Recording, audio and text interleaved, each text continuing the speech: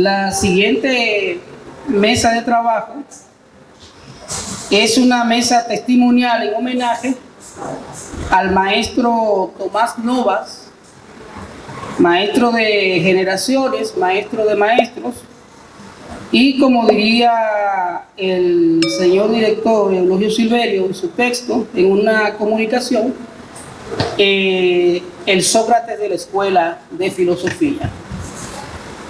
Uno de los temas que pienso que es uno de los más impactantes, por decirlo así, perdonen la hipérbole, es esta mesa testimonial, porque vamos a hablar de un profesor que en el sentido llano marcó vidas con su trabajo. Al profesor Tomás Novas, maestro Novas, lo conocí en el 1993 cuando estudiaba mi primera carrera, que fue educación, mención filosofía y letras, en la asignatura de teoría del conocimiento. Una de las cosas que, como es una mesa testimonial, permítame ser un poco o un tanto subjetivo en este sentido, que me marcó fue el trato del maestro Tomás Novas. Nunca, por ejemplo, usted sabe que uno a la edad de la adolescencia, un tanto con la autoestima un poco cuestionable, y el maestro Novas se enfocó en uno al punto tal de que le hacía preguntas. O sea, nunca le iba directo al tema, sino que él trataba los problemas para que uno diera su respuesta. Me asombra porque nunca dijo que lo que yo había dicho no estuvo bien, sino que era que esa pregunta iba hacia la otra y esa a la siguiente, y cada vez que terminaba la clase, la sección a las 10 de la mañana, aquí debajo en la explanada, en el banco que estaba aquí de este lado, nos sentábamos el maestro Tomás Novas a hablar y a hacer preguntas, a preguntarme de poesía, que era lo que me gustaba tanto en ese momento. Y ahí él me fue induciendo a la preocupación por la filosofía. Nunca me dijo que estudiara filosofía, pero me hacía preguntas de filosofía y de mi parecer de la carrera de filosofía y cómo la relacionaba yo con la vida. Eso fue creando una inquietud por entender esa figura que llevaba a uno de la mano sin que la sostuviera. Iba adelante, uno iba detrás, y donde quiera que uno iba, procuraba encontrar al profesor Novas. Los que somos de la generación de los 90 e inscribimos asignatura en esa fecha, recuerden que nosotros salía la hoja de selección, de preselección que ponían en las paredes ya donde estaba el comedorante, y no ponían el nombre, pero cuando uno ya le llegaba a la hoja definitiva que inscribía y veía el nombre que decía Tomás Novas Novas, que era el nombre que salía, uno se ponía contento porque había un trato de maestro. No era que se la ponía fácil a uno, sino que la manera de tratar con el estudiante era obligarlo a pensar sin darle ninguna respuesta. O sea, ¿qué tú respondes? Y eso obligaba a uno a buscar entre los libros, a sumergirse en los libros, y entonces cuando uno leía algo que era lo que él esperaba, se reía y decía exactamente era eso, pero era llevar a uno a buscar la respuesta. En función de eso, yo quiero leer un texto que el señor director Eulogio Silverio había escrito con relación a Tomás Novas, porque en él refleja lo que un día yo sostuve, y es que el maestro Eulogio Silverio, en el texto, el problema de la elección moral, cristalizó la vida del profesor Tomás Novas. Tanto es así que los estudiantes en el liceo donde yo di clase ya conocían a Tomás Novas, y cuando leí, porque leían el texto del profesor Silverio, y cuando nos topamos un día, nos reunimos en la zona colonial, en un evento que hubo en el Alcázar de Colón, en esa zona, los muchachos se sintieron contentos al conocer la figura de Tomás Nova. Gracias al libro, entonces, en ese sentido, dice el profesor Silverio, Tomás Novas ha sido siempre para mí el modelo de maestro. Tomo este texto porque yo pienso que no habla solamente por él, sino que habla por todas las generaciones, los que fuimos sus alumnos. De él aprendí que la labor docente consiste en provocar el choque de ideas en torno a la solución de un problema, equilibrando el debate para que ninguno de los participantes intente imponer su visión particular en el proceso de discusión, aún se trate del profesor mismo. Por eso, en mi libro, El problema de la elección moral, el profesor Novas es mi Sócrates, en señal de homenaje a lo mucho que recibí de él. Es el pensamiento, esta expresión del profesor que escribe posterior al fallecimiento del maestro, ese planteamiento, ese señalamiento que hacen, no solamente es el del profesor, porque todos los que fuimos sus alumnos, notamos precisamente esa peculiaridad en el maestro Novas. Yo creo que el maestro Novas, igual que el maestro Cruz, tuvieron la tarea de ser como una especie, perdonen lo ríspido de la palabra, de cazadores de talento. O sea, ellos se reunían con los estudiantes de la clase de las sesiones de educación, mención, filosofía y letras, asignaturas que eran común a la escuela de filosofía, eran comunes, y ellos comenzaban entonces a tratar con esos estudiantes que ellos veían que tenían una posibilidad para el ejercicio filosófico. Entonces esos estudiantes, cuando se sentaban, que hablaban con el profesor, le dedicaban largo rato hablando con ellos. Uno no entendía, uno creía que tenían como la necesidad, pero era precisamente que estaban buscando talentos para llevárselo a la escuela, para que le dieran seguimiento a la labor filosófica de dicha escuela o la escuela del mismo nombre. Continúa el profesor Silverio. En mi caso particular, como estudiante de la carrera, vi en Novas la verdadera vocación que debe tener un profesor de una disciplina tan compleja como la filosofía, para dar espacios de apertura y revaloración de diversas corrientes y posturas ideológicas del pensamiento. Fin de la cita. Hace tiempo yo vi una película de una serie que sé que ustedes la conocen, que se llama Los Años Maravillosos. Y en la serie hay un capítulo que fue el que me marcó, o el que me impactó, de un maestro que había trabajado con un alumno un poco difícil. Y cuando el alumno ya comenzó a acoplarse a la metodología del maestro, el maestro muere.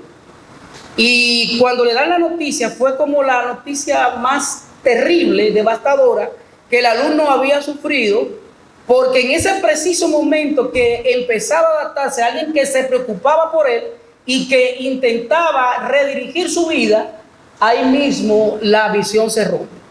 La pregunta es, ¿hubo una ruptura con relación al proceso de enseñanza de Tomás Nova? Yo creo que no. La evidencia está aquí en lo que estamos presentes.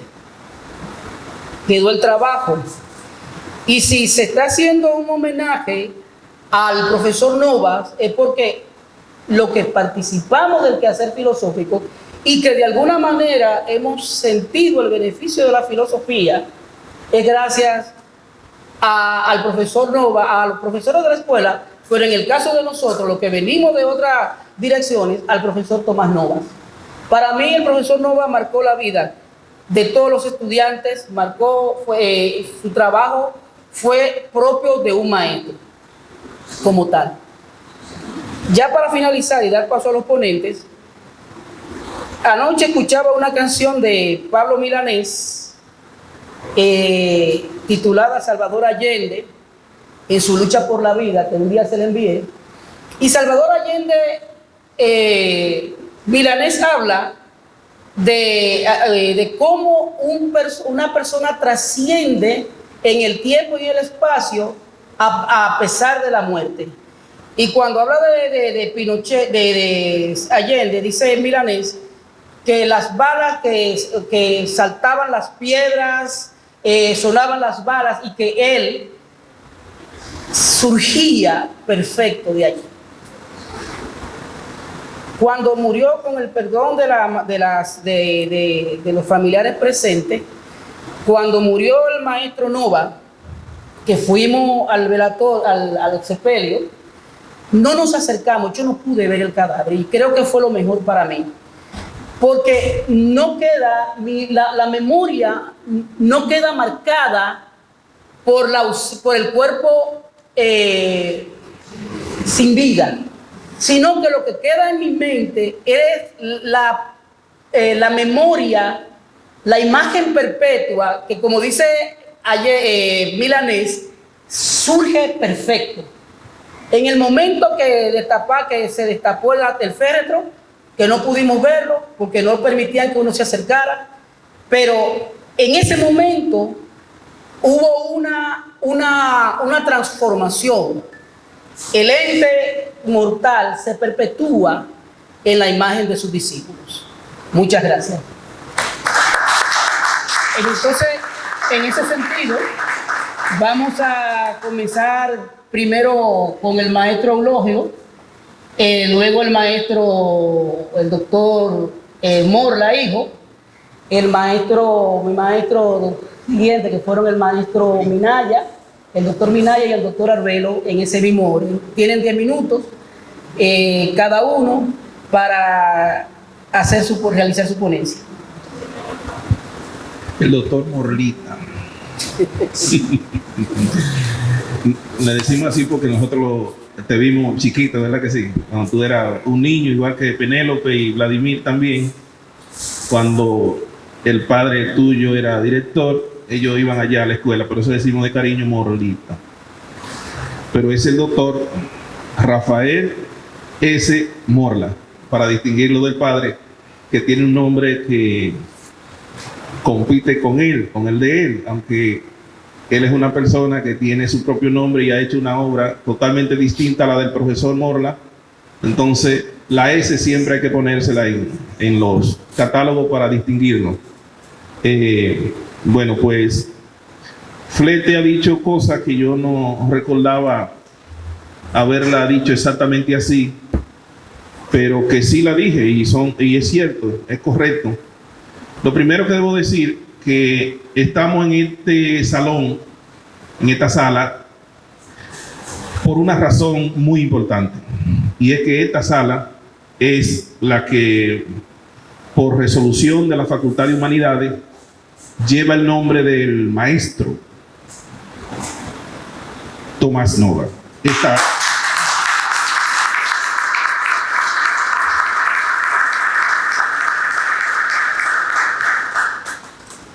Esta aula es de la Escuela de Filosofía. Aquí vamos a reorganizar casi todas las clases de nosotros, las que se puedan.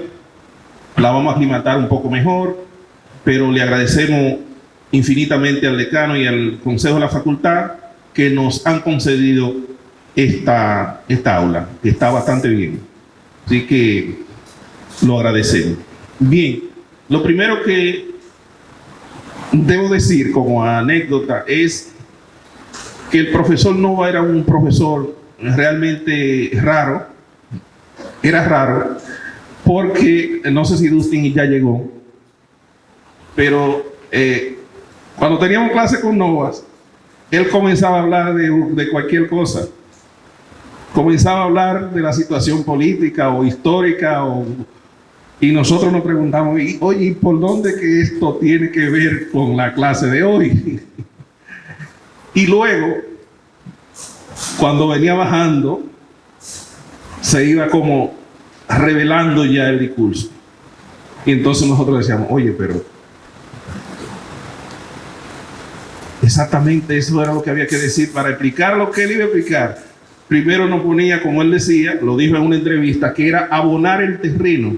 Él abonaba el terreno para luego entonces explicar en las categorías que quería explicar.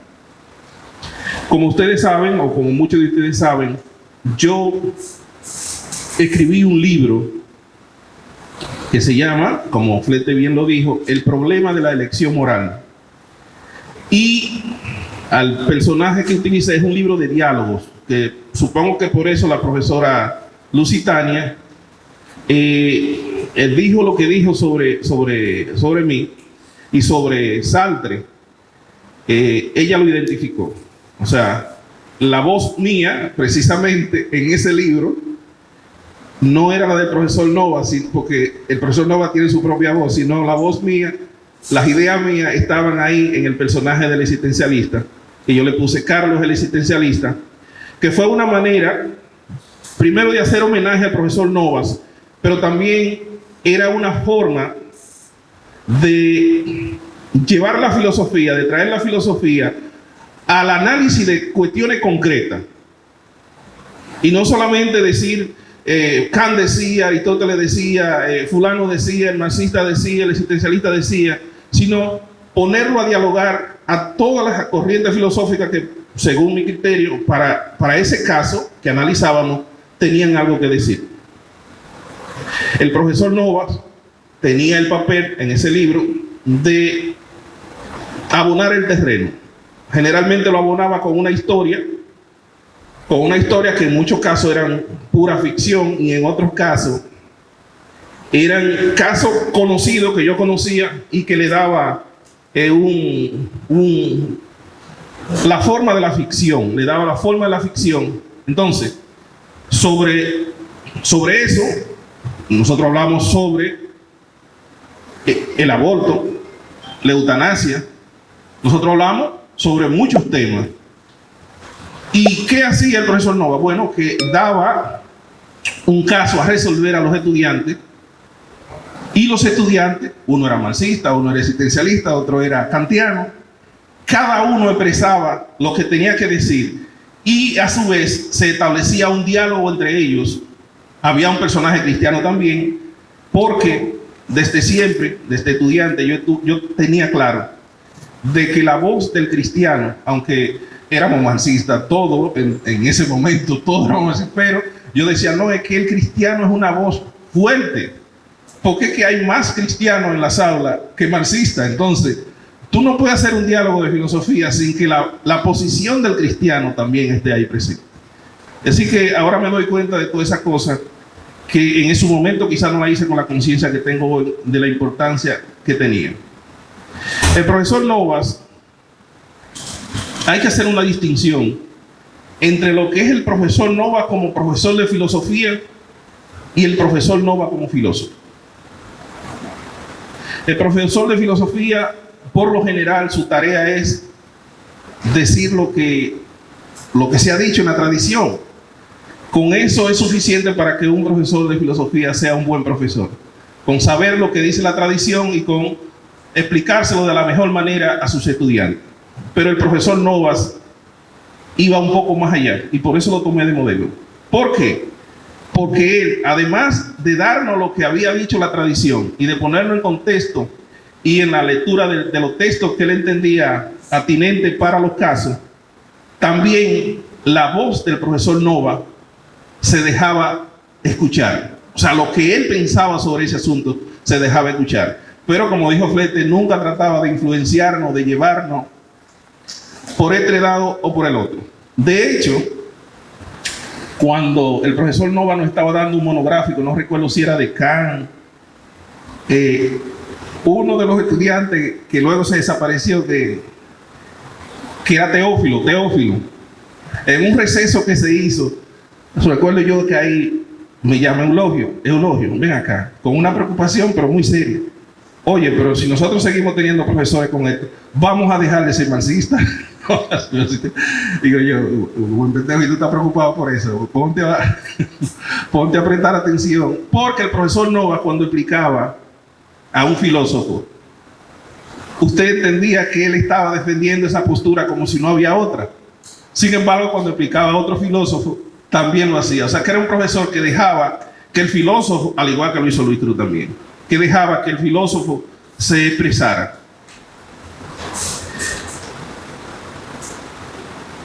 Finalmente, yo fui monitor del profesor Novas.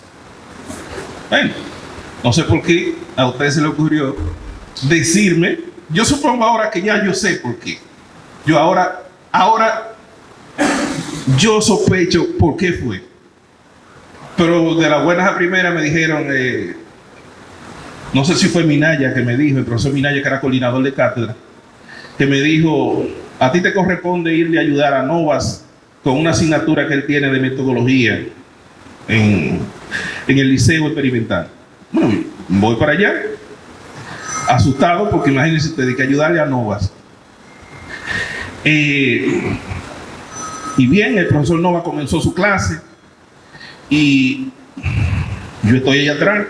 Yo creo que voy a corregir los cuadernos de los muchachos, y de buenas a primeras hacen una pregunta y el profesor, como dicen los tigres ahora, me tiró para adelante. Respóndaselo usted. Me dijo: respóndaselo usted. Y yo me paré y realmente se la respondí. Parece que eso de alguna manera le agradó, y se sentó entonces él atrás y me dejó la clase. Finalmente terminó que él iba, firmaba, escuchaba un rato y luego se iba. Y al final del semestre, allá atrás, por donde está el comedor ahora, que no había comedor, eso era Monte y Culebra, al salir por esa puerta, el profesor me da la mano y se despide de esta manera: pase buena, maestro. Yo dije: no, me ofendí. Me ofendí tanto como me ofendí con Arbelo una vez, que me puso un 99 y a otros compañeros le puso 98 y 97. Yo le dije que él se estaba burlando de mí. Bueno, como el profesor hace ironías a veces y él no se da cuenta, yo pensé que era ofendiéndome. Después lo entendí, profesor, por qué fue.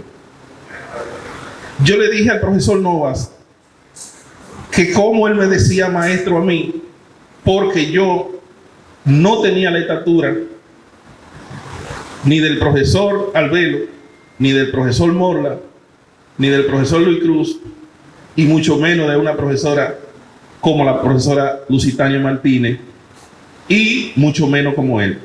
Ahí fue que él me dijo lo que ahora, ¿por qué me mandaron? Y es que me dijo: no, lo que pasa es que la generación de nosotros tiene su esperanza en ustedes. Yo espero no haber defraudado al maestro Nova. Muchas gracias.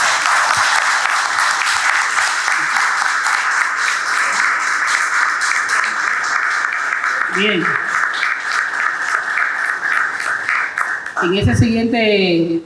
En la siguiente ponencia, que es el maestro, el doctor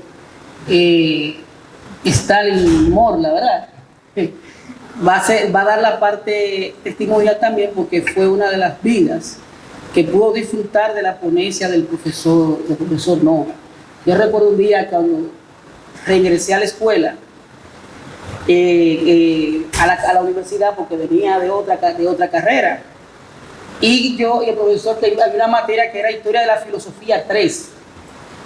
Entramos a clase y nosotros pensamos que el profesor iba a ser como yo pensaba que iba a ser lo que hacía con nosotros siempre, que comenzaba a dilectar, a hablar en educación.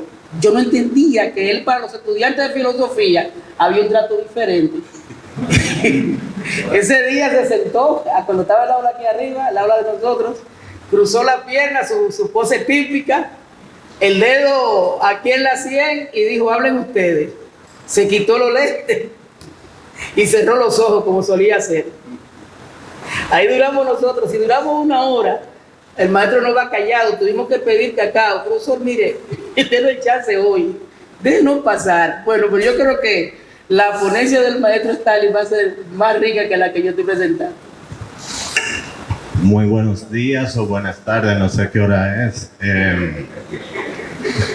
Para mí es un privilegio estar aquí en un precongreso de filosofía en una mesa testimonial. Que no estoy en un precongreso de filosofía hablando en abstracciones o en conceptualizaciones, sino hablando de mi experiencia. Lo cual los investigadores del ámbito cualitativo lo tienen muy claro, de la importancia del testimonio también para crear conocimiento. Y en ese sentido, testimoniar de cómo fue mi relación con el maestro Novas. Bueno, yo lo conocí desde pequeño, desde que tengo uso de razón. Él iba a mi casa, veía a su esposa, a sus hijas que llegaron a estar en mi casa. Y a mí siempre, desde pequeño, me llamaba la atención esa voz calmada de Nova, que era muy particular, muy diferente a todo, porque mi papá, aunque él es muy calmado, pero es intenso. También yo veía a Alejandro Arbelo, muy elocuente, a Julio Minaya, a Fran Acosta, pero Nova siempre calmado, como esa voz suave, acolchonada, así, y sus reflexiones tranquilas, pero impetuosas, pero directas. Siempre esa es la percepción, las reminiscencias que tengo desde mi niñez de ver a Nova cuando papi me llevaba niño al departamento de filosofía. Yo me quedaba ahí haciendo tarea, veía a Nova cruzar o filosofar con otros maestros, cuando iban a la casa y filosofaban, etc. Pero lo que más me marcó fue cuando él fue mi maestro en la carrera de filosofía. Recuerdo que fue historia de la filosofía. No recuerdo si fue la 3, la 4, la 5. Yo solo sé que fue historia de la filosofía cuando se daba clase en el departamento de filosofía, cuando estaba en esta facultad, que había como un área, un saloncito con una mesa larga de conferencia. Entonces, como éramos 2 o 3 gatos, los estudiantes de filosofía, casi siempre no importaba que se diera la clase ahí. Y efectivamente éramos como 4 o 5. No recuerdo si tú estabas, posiblemente estabas en esa clase de historia de la filosofía. Trabajamos el pensamiento contemporáneo. Y lo primero que él hizo fue desmitificar la enseñanza de la historia de la filosofía, a romper con la historiografía de la filosofía, que no debíamos enfrentarnos a la historia de la filosofía como una repetición de fechas, ni repetición de nombres, ni repetición vacía de conceptos y de enunciados dichos por otro filósofo. Para mí fue muy impactante esa visión de la historia de la filosofía, que Nova con su calma y su tranquilidad nos estaba imprimiendo, pero donde yo considero que es el mayor legado fue, y eso es lo que quiero compartir aquí, cuando llegamos al filósofo Friedrich Nietzsche.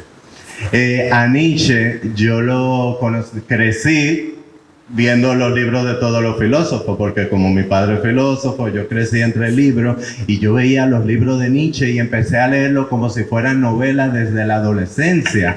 Y yo fui creciendo con una visión, eso lo veo hoy, mirando hacia atrás, con una visión reduccionista de la filosofía de Nietzsche, el Nietzsche del martillo, el Nietzsche irracionalista, el Nietzsche antimoral, antitradición, que la mayoría de los adolescentes siempre no les importa la filosofía, pero sí a Nietzsche. El Nietzsche del anticristo, de más allá del bien y del mal. Entonces yo tenía esa especie de sesgo adolescente y tal. Y cuando Nova empezó a diseccionar el pensamiento de Nietzsche, a decirnos, a colocarlo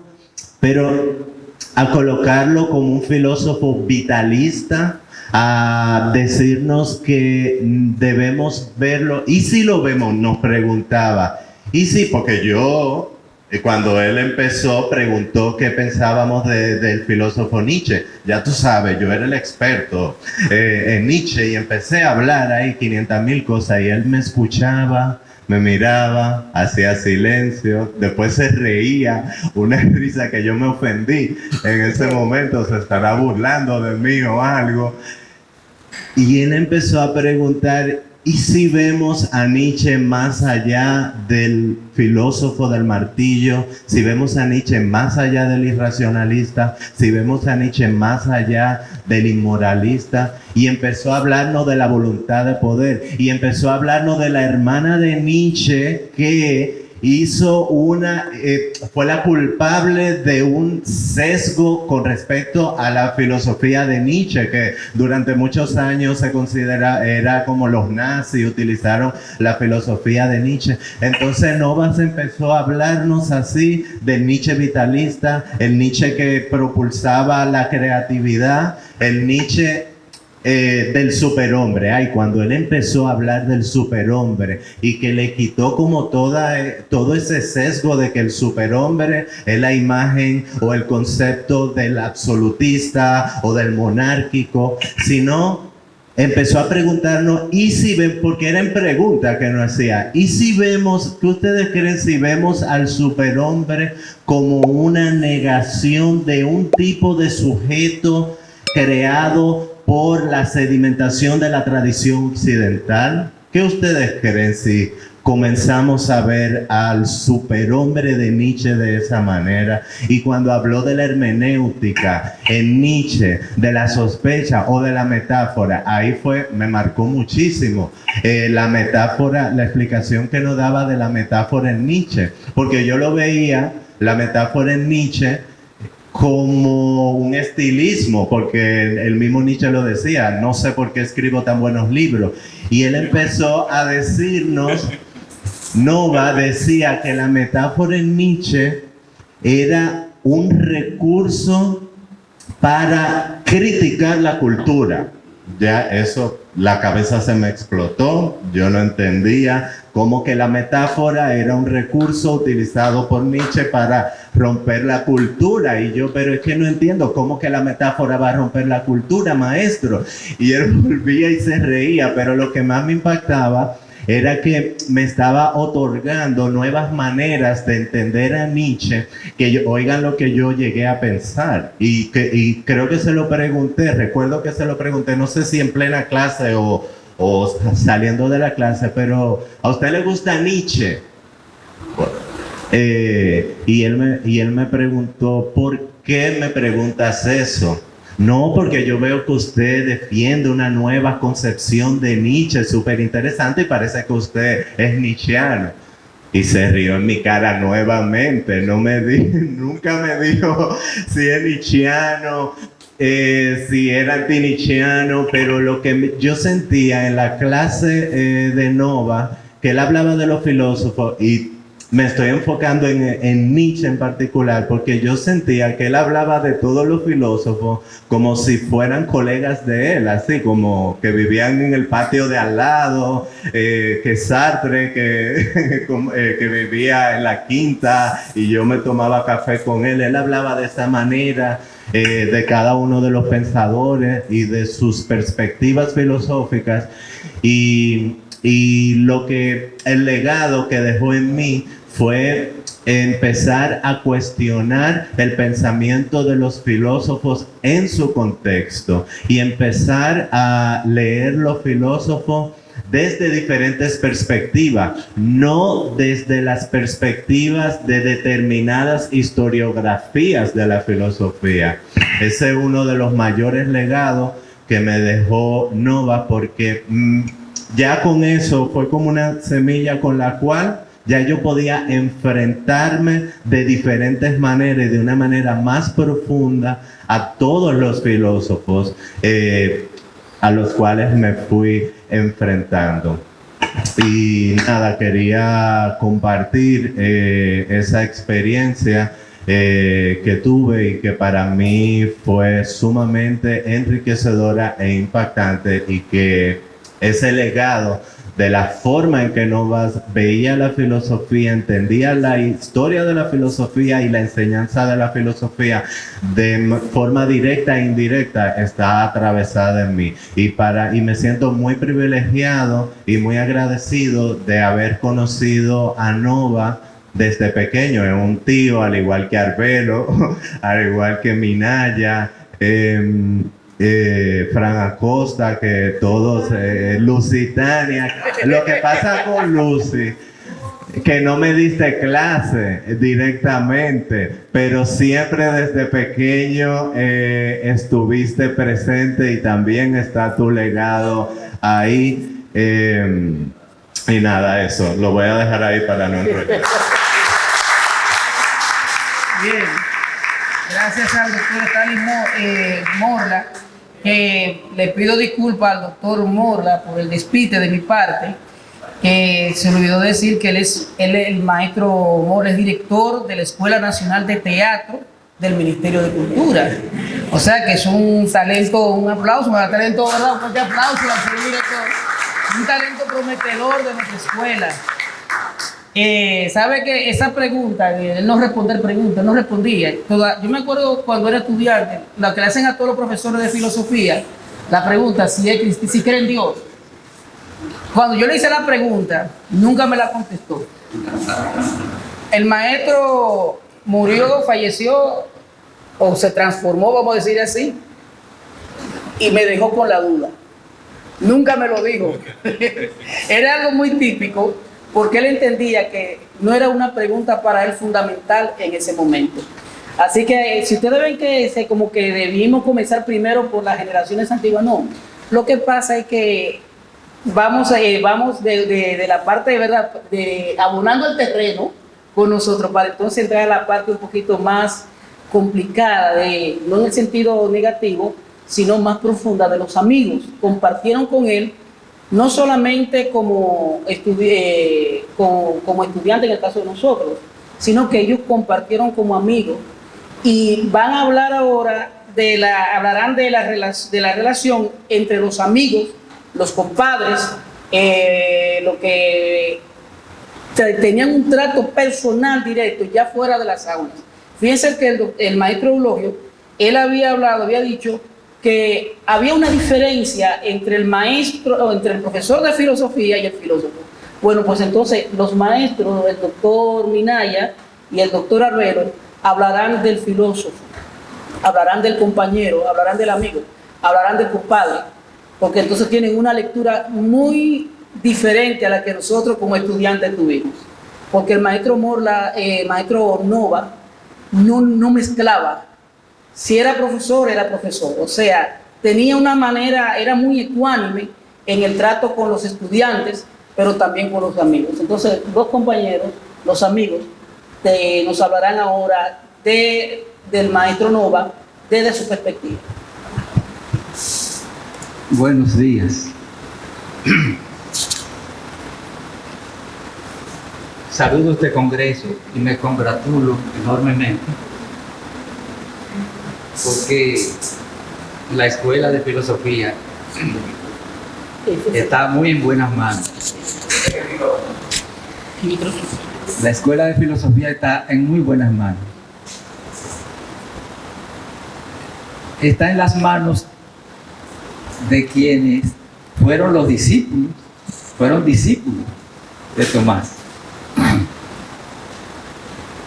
Por aquí veo nietos intelectuales de Tomás. Nietos intelectuales.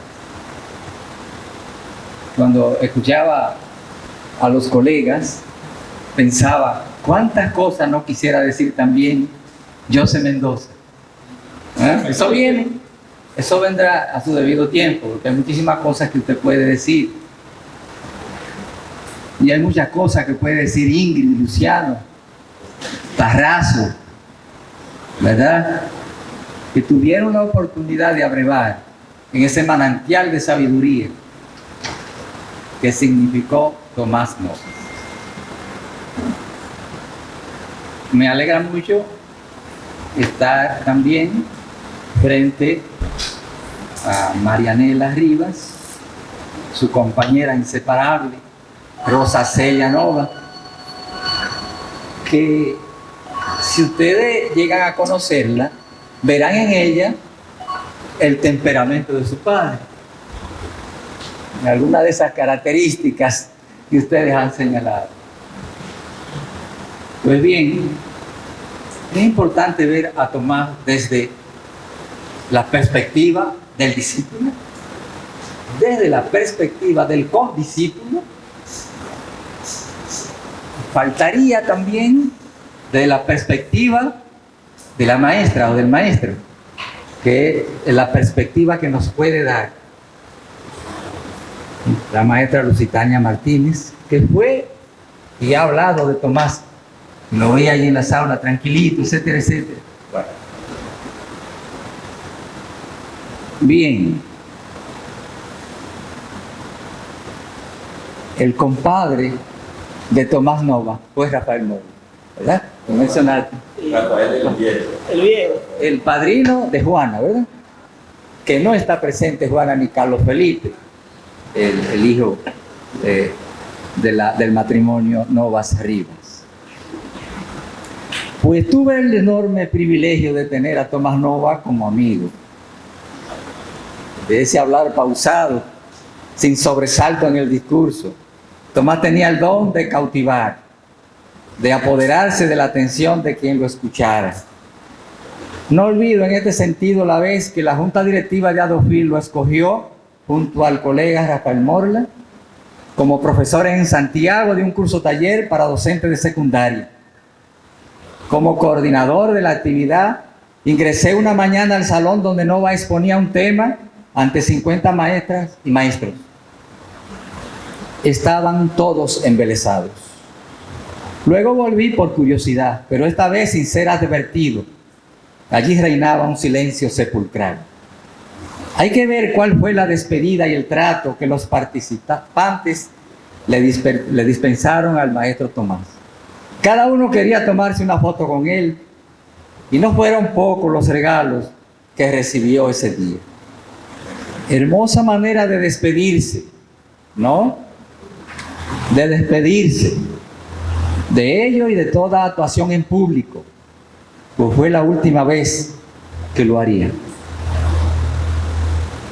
¿Qué cosa? Yo tuve que ir a Santiago para percatarme de cuál era el secreto basado en el cual sus exalumnos de la Escuela de Filosofía, ya profesores hoy, no cesaban de manifestar la inmensa admiración y respeto por quien fuera su mentor y guía intelectual. Y es que si el manantial de sabiduría que constituía Tomás Nova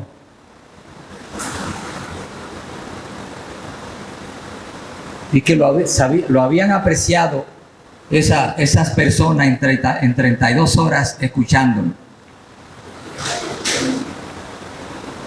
si ellos pudieron tener esa conducta al final, ¿cómo no iban a quedar o a tenerla los que cursaron con el maestro 5 u 8 asignaturas? Que es lo que hemos podido ver. Yo tuve la aventura de viajar a solas con Tomás 5 sábados corridos al evento referido en Santiago. En las conversaciones sostenidas durante el ir y venir a la ciudad, terminé de convencerme del filósofo profundo que residía en la persona de mi amigo. Les puedo confesar que entre los rasgos personales más llamativos de mi amigo sobresale el celo por conservar la autonomía de su conciencia moral, espiritual. No quiso comprometerse en ningún momento su libre albedrío. Y esto está vinculado directamente con la filosofía kantiana, espinociana y más cerca de nosotros de Eugenio María de Hostos. Debido a esto, Tomás rechazaba por todos los medios su adherencia a partidos políticos o movimientos académicos corporativos. Es cierto que militó en movimientos eclesiales y de la izquierda en sus años de juventud. Pero luego la única militancia que le conocí fue la académica y la de la familia.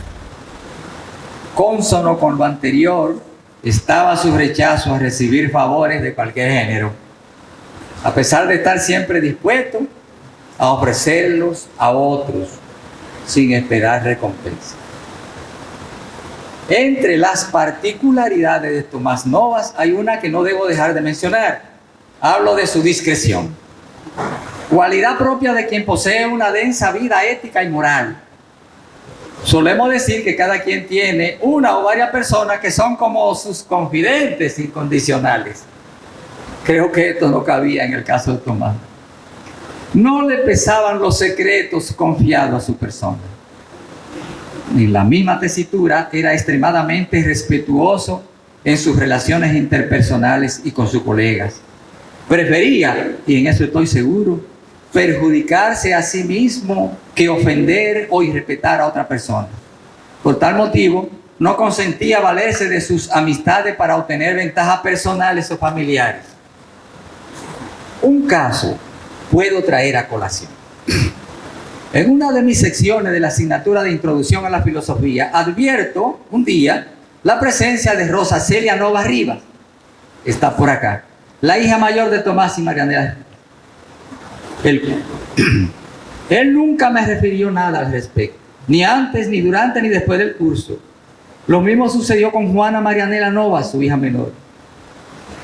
Otra referencia tiene que ver con los privilegios que tenían los hijos e hijas de los profesores de la UAS. Tomás rechazó en todo momento intervenir para que se aprovecharan de mejores horarios u otras ventajas. De ahí que su esposa tenía que recurrir a las amistades de Tomás para solventar determinadas dificultades de tipo burocrático. Debo confesar, por otra parte, que Tomás no era el tipo de amigo que solemos entender por dicho término. Del mismo modo que reservaba para sí un núcleo de intimidad al que nadie podía ingresar, asimismo se empeñaba siempre en no dañar o poner en peligro ese núcleo secreto en que se anidan las intimidades de cada individuo.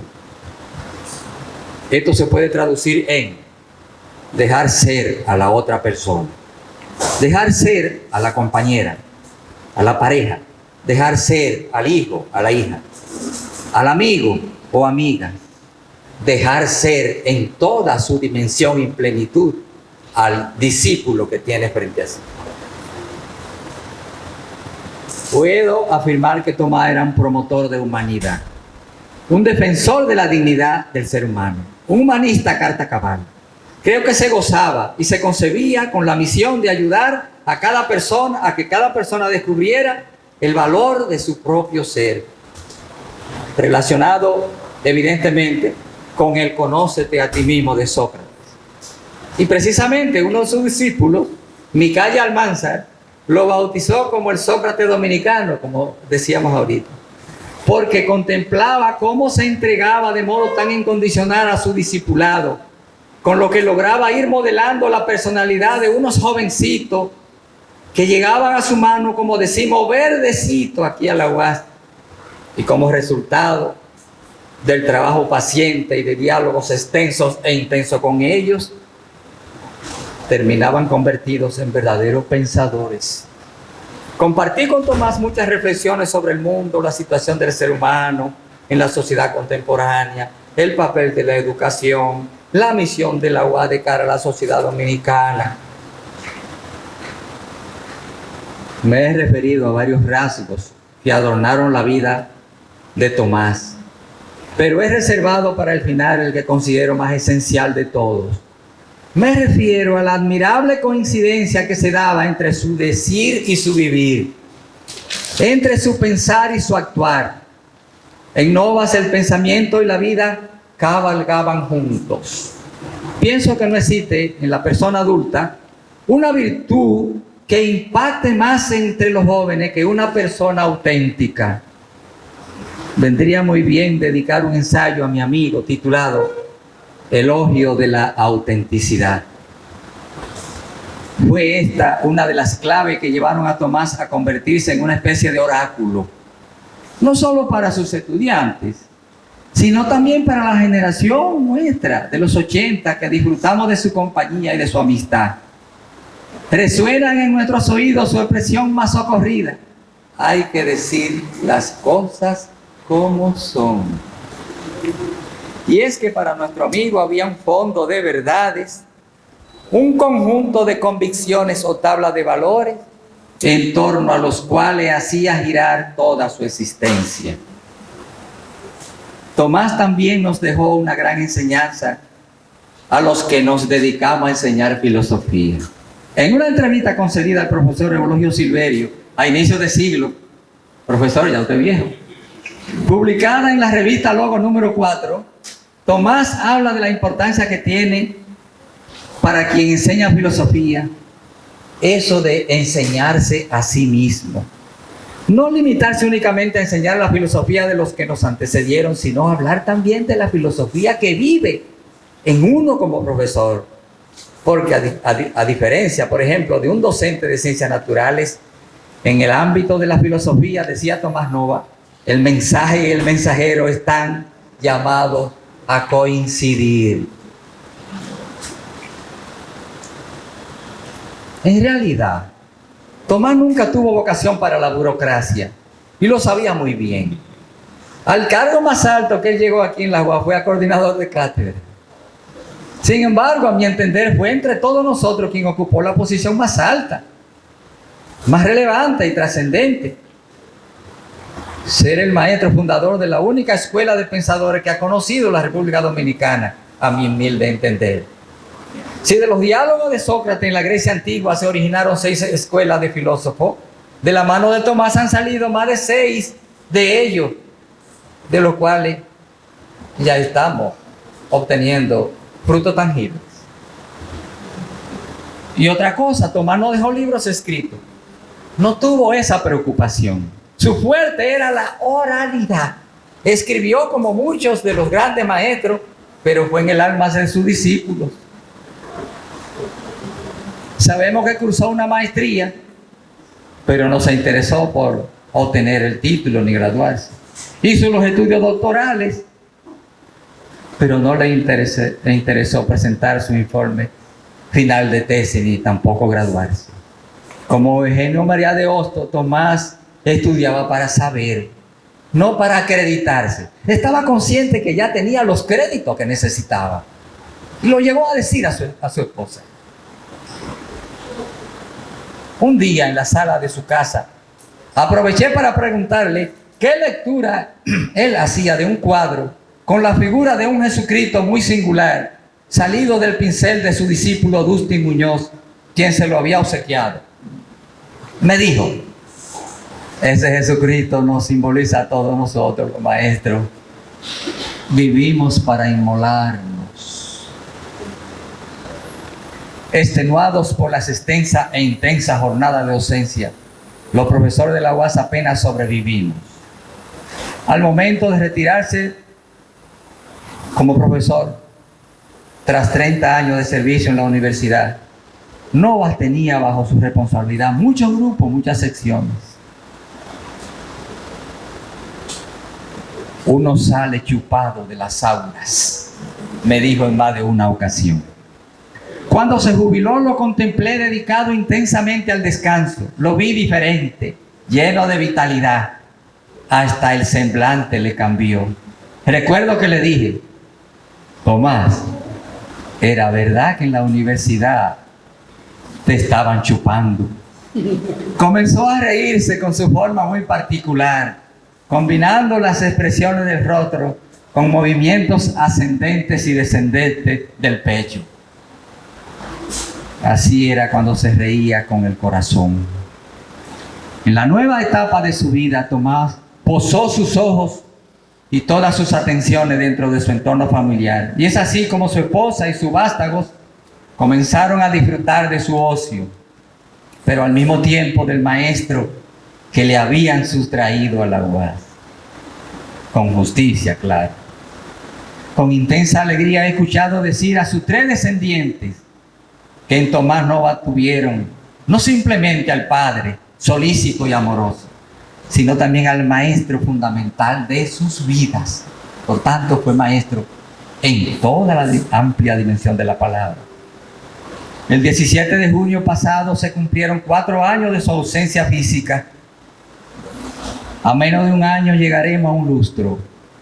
Se trata de una ocasión propicia para que la Escuela de Filosofía edite una obra con los escritos dispersos de nuestro filósofo, para lo cual estoy en disposición de prestar mi colaboración entusiasta. Muchas gracias. Brillante la disertación del maestro Julio Minaya, también maestro de generaciones. Saludamos por aquí la presencia del doctor Gerardo Roa, decano de la Facultad de Humanidades, quien ha colaborado enormemente con este evento, y también del doctor Marco Zavala, director de Oceplane, quien está con nosotros. Muy brillante la ponencia del doctor Minaya. Por eso yo le decía que él, lo mejor en este sentido era porque tenía mucha proximidad con el profesor Novas y van a hablar de ciertos detalles que nosotros desconocemos. Ya para ir concluyendo, dejamos ahora al maestro también de generaciones, doctor Alejandro Arbelo, quien yo estoy seguro tiene una lectura buena como las demás, pero diferente desde la perspectiva, porque el profesor Novas no era una persona, como él lo dice, que no pasaba por alto pretendiendo hacerlo. Bueno, ahora me siento yo, como dijo Noel ayer, después de escuchar la formidable pieza que pronunció el profesor Eulogio Silverio. Me tocó estar al lado de Noel de la Rosa y me dijo, ya aunque lo llamen no hable, ya no hay más nada que decir. Yo me levanté así como envuelto como en papel de celofán, porque era necesario que hablara, pero la verdad es que los testimonios que hemos escuchado de viva voz, tanto del profesor Flete como del colega Morla el joven, yo creo que debemos adoptar la misma nomenclatura que con Plinio, que hay Plinio el viejo y Plinio el joven. Creo que Morla no tendrá inconvenientes. Pues el profesor Silverio y el profesor Flete y naturalmente el maestro Julio Minaya. Pero es necesario que lo haga, ¿verdad? Como dice Sócrates en la Apología, no tengo otro camino, tengo que hacerlo.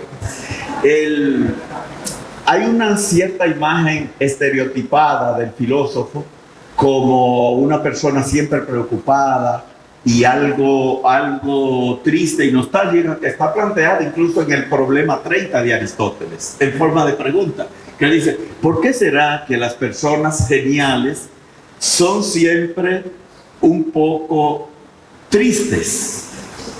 Pues bien, tú también participas de eso, pero tú eres un mal ejemplo de tristeza también, porque tú no eres una mujer triste.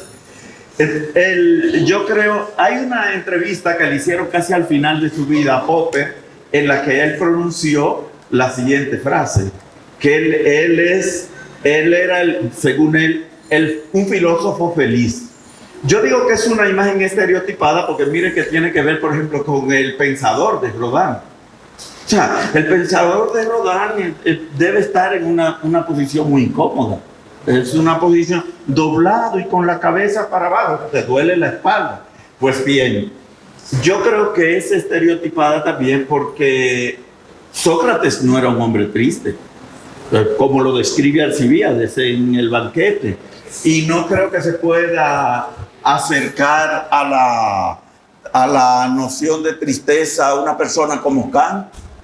Ese Kant tan riguroso de las críticas, sin embargo, comía como un loco y bebía muchísimo también. bebía muchísimo vino, según ha quedado descrito por quienes lo conocían. Y tenía muchísimos amigos. Entonces, hago este preámbulo para referirme al maestro Novas, porque yo creo que el maestro Novas, que era un ejemplo de rigurosidad y de bien asimilada cultura filosófica y de pensamiento original, qué bueno que veo la profesora Ingrid Luciano, que también fue alumna del maestro Novas, era una persona, sin embargo, feliz, muy feliz. Yo recuerdo muy bien esa sonrisa que ha descrito el maestro Minaya, y él se reía de cualquier cosa, y jamás, pero jamás con ironía. Yo nunca percibí ironía, pero de que se reía de casi todo. Y en ese sentido, ustedes saben que hay dos modelos de filósofos tradicionales, que es el modelo de Heráclito y el modelo de Demócrito.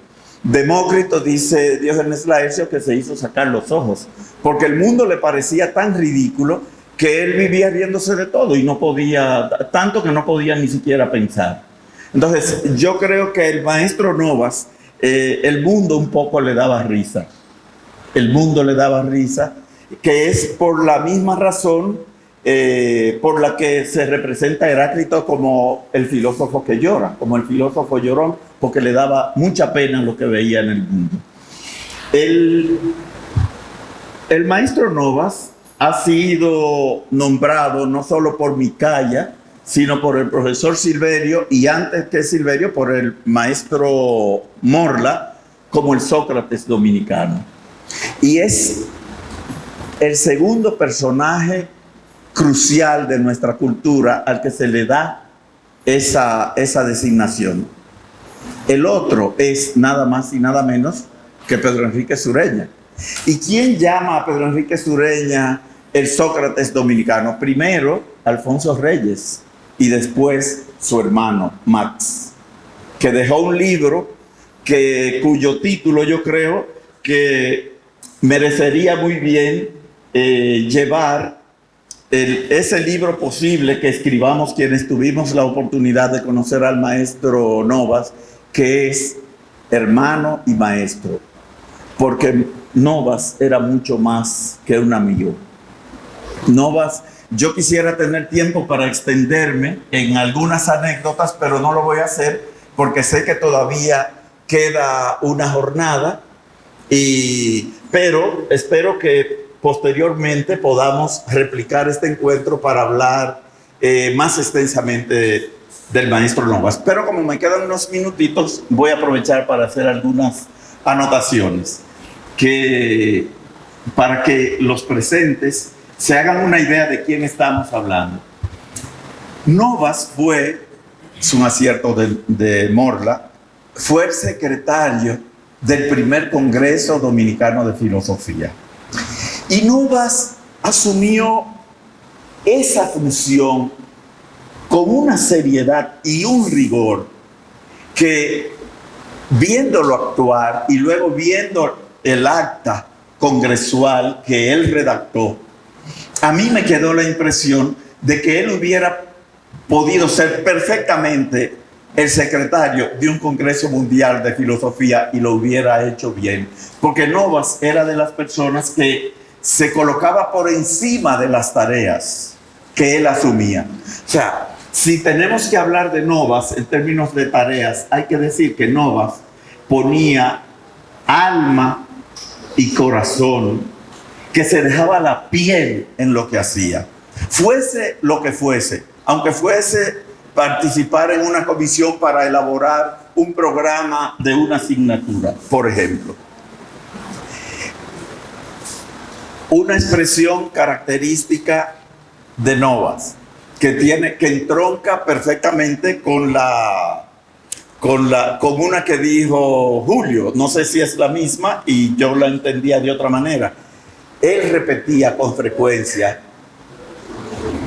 hay que llamar las cosas por su verdadero nombre.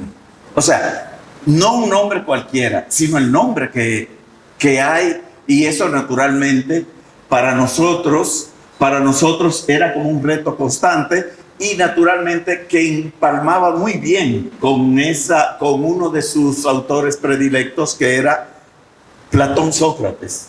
Porque yo creo que en Novas no se podía separar. Novas era lector de los diálogos aporéticos de Sócrates, que es distinto al caso de Morla, que ha sido siempre un lector de Platón desde que éramos mozos, pero más bien de los diálogos de tipo político, como la República, por ejemplo. Que, por cierto, el profesor William... Leíste los aporéticos. Cuando yo terminé de leer el Cratilo, ahora llamé a Nova y le dije, llamé a Morla y le dije, oye, pero para mí ha sido como si yo no lo hubiera leído nunca. Y Morla, lo primero que me dijo, yo le dije, ¿a ti no te pasó lo mismo? Y Morla me dijo, el Crátilo yo lo he leído y vuelto a leer y me ha pasado más o menos lo mismo. Pues bien, pero lo que voy a aprovechar para hacer este anuncio en nombre del secretario perpetuo de la adjunto, el profesor William Mejía Chalas, que en el próximo banquete, que se reúne, como sabemos, el último miércoles de cada mes a las 6 de la tarde, vamos a tener el privilegio de tener a ese colector de Platón, que es Rafael Morla, leyendo La República. Y aprovecho para hacer la invitación. Este grupo que está al frente de la escuela, el profesor Dustin, el profesor William y el profesor Silverio, se han propuesto leer la obra de Platón desde la A a la Z. Y eso se hace durante 2 horas cada mes, el último miércoles a las 6 de la tarde. Pues bien, Novas fue un gran lector de Platón, un gran lector, y como ha dicho Morla el joven, un gran lector de Nietzsche también. No sé si ustedes recuerdan que cuando inauguramos el mural, estamos hablando de los años 80, ahora sería un muro o una página web, ¿verdad? Pero nosotros teníamos un mural que lo teníamos en esa esquina. Y Novas fue el primero que introdujo la obra de Nietzsche. Y recuerdo que lo hizo con una antología precisamente de la voluntad de poderío, que fue la obra que organizó Elizabeth Nietzsche para ponerla en las manos de los nazis. Y que fue, como dijo Morla el joven, origen de tanta confusión respecto al pensamiento de Nietzsche. Novas también fue lector del marxismo. Nosotros nos formamos, a diferencia de ustedes tres, la escuela en que nosotros nos formamos fue una escuela marxista, pero marxista dura. ¿Qué significa marxista dura? Que no es el marxismo que profesa Lusitania, sino un marxismo muy politizado y muy ligado al marxismo soviético. Novas, sí, no, el tuyo no, tú vas por otra línea, porque el marxismo tuyo está salpicado de fenomenología y de existencialismo, y eso es otra cosa. Por eso yo me di cuenta que aunque tú firmaste unos folletos que se publicaron en 1984, tú no participaste en la redacción. Porque acaban de ser republicados y ya no aparece tu nombre. Tú participaste, pero ahí no hay huella de tu pensamiento, ni de entonces ni de ahora.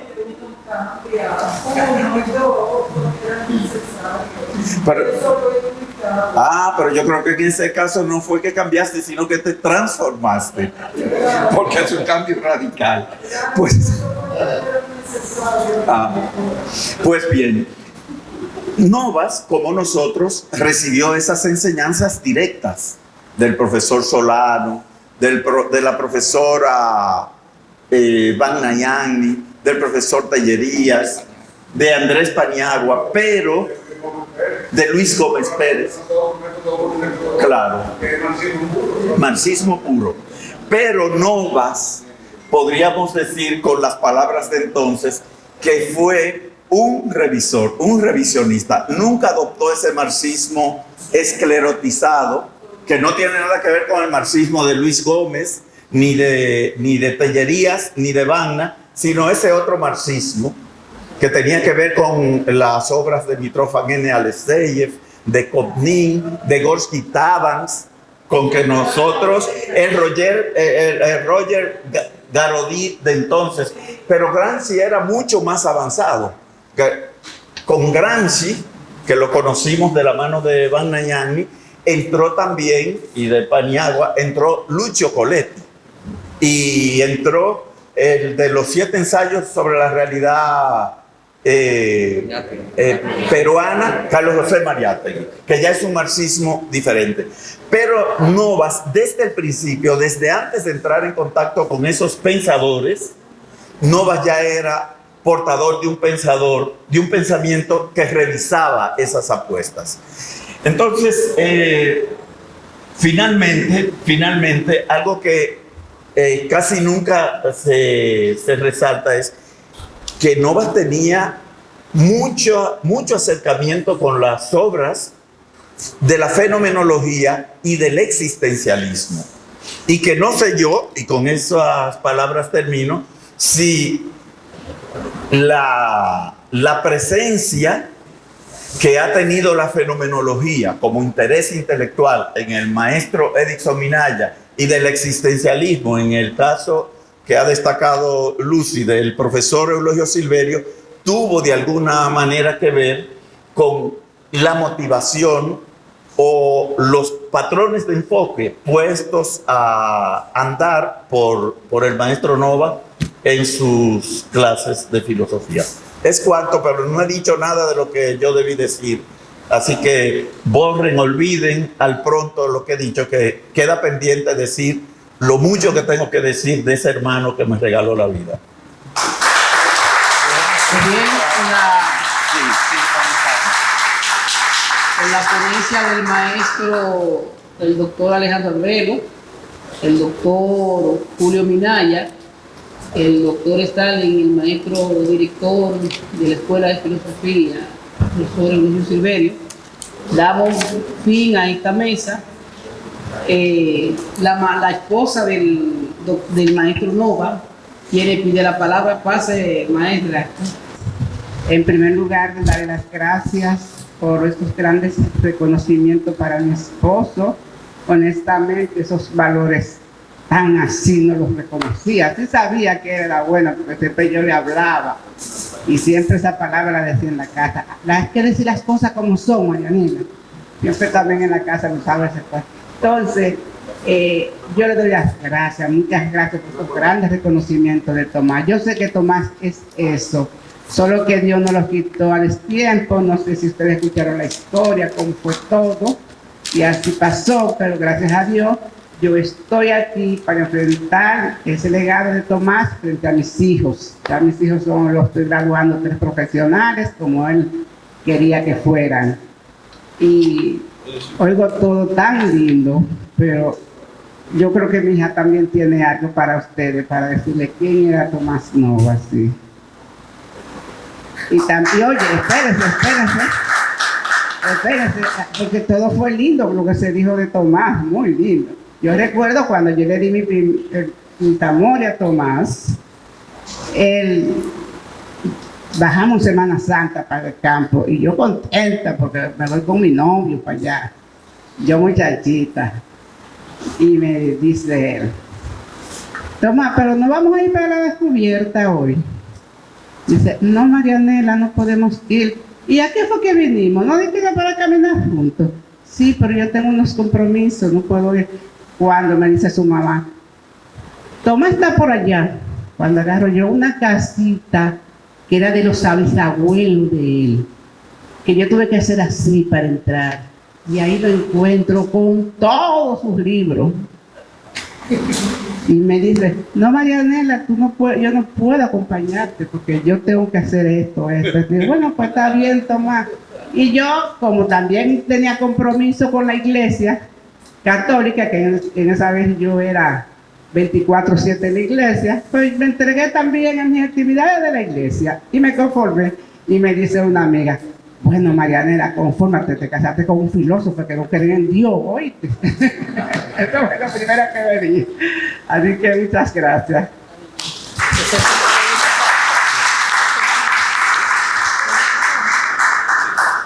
Buenas tardes, mi nombre es Rosa Novas. Quiero agradecer al Departamento de Filosofía, a lo que fueron los compañeros de mi papá, porque la vida no solo me dio a mi papá, también me dio a ellos, como una familia. Quiero agradecer por las bonitas palabras a su memoria. Mi padre fue un gran padre y de verdad siento que fue un privilegio tenerlo a él como mi padre. Desde pequeñita siempre lo admiré. Es increíble como siempre hice las cosas buenas y, o sea, nunca hice cosas malas mientras fui creciendo y no fue por miedo, sino por admiración, porque me representaba respeto y sabía que quería ser una buena persona porque quería representarlo a él. Gracias.